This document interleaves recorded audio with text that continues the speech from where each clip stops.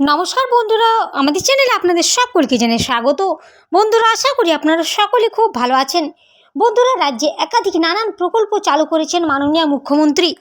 তারই উদ্যোগে চালু হয়েছে 2021 সালে বিধানসভা জয়লাভের পর লক্ষ্মীর ভাণ্ডার প্রকল্প। এই লক্ষ্মীর ভাণ্ডার প্রকল্পে বর্তমানে উপভোক্তার সংখ্যা প্রায় 2 কোটিরও গণ্ডি পার করে গিয়েছে।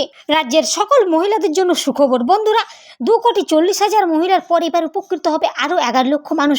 এর জন্য রাজ্যের বাসিন্দাদের আর ডিসেম্বর মাস পর্যন্ত অপেক্ষা করতে হবে না। এই সেপ্টেম্বর মাসে বড় সুবিধা দেবে রাজ্য সরকার।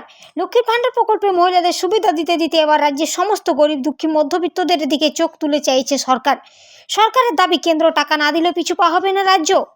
জানা গিয়েছে বর্তমানে লক্ষ্মীর ভাণ্ডার প্রকল্পে প্রায় 2 কোটিরও বেশি মহিলা এই প্রকল্পে প্রতি মাসে 1,000 ও 1,200 টাকা করে পাচ্ছেন। কিন্তু অনেক মহিলা রয়েছে যারা লক্ষ্মীর ভাণ্ডার প্রকল্পে আবেদন জমা করেও টাকা পাচ্ছেন না। বিডিও অফিস, পঞ্চায়েত অফিস কিংবা দুয়ার সরকার ক্যাম্পে ছোটাছুটি করেও কোনো লাভ হয়নি। বন্ধুরা, এই প্রকল্পে সকলে পাবেন টাকা এই সেপ্টেম্বর মাসে। লক্ষ্মীর ভাণ্ডার প্রকল্পের পর অনেকে রয়েছেন যাদের নতুন করে বিধবা ভাতা রয়েছে। একইভাবে তারাও বিডিও অফিসে, পঞ্চায়েত কিংবা দুয়ার সরকার ক্যাম্পে ছোটাছুটি করেও টাকা পাননি।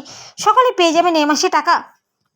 বন্ধুরা, এই সেপ্টেম্বর মাসে লক্ষ্মীর ভাণ্ডার প্রকল্পে সকল নতুন ও পুরাতন আবেদনকারী প্রত্যেকটা মহিলায় পেয়ে যাবেন 5 তারিখের মধ্যেই টাকা। হ্যাঁ বন্ধুরা, 5 তারিখের মধ্যে সকলের অ্যাকাউন্টে প্রথম কিস্তির টাকা ঢুকে যাবে।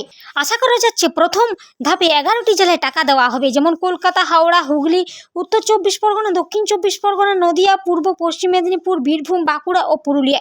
এই জেলাগুলিতে প্রথমে আগে টাকা দেওয়া হবে। এই টাকা দেওয়ার পর দ্বিতীয় কিস্তির টাকা যেসব জেলাগুলি বাকি থাকবে সেই সব জেলাগুলিতে ঢুকে যাবে টাকা। এই ছিল বন্ধুরা আজকে লক্ষ্মীর ভাণ্ডার প্রকল্পের বিশেষ কিছু গুরুত্বপূর্ণ প্রয়োজনীয় আপডেট। এরকম প্রতিদিনের প্রয়োজনীয় আপডেট পেতে অবশ্যই চ্যানেলটি সাবস্ক্রাইব করে পাশে থাকা বেল আইকনটি প্রেস করে আমাদের সঙ্গে থাকবেন।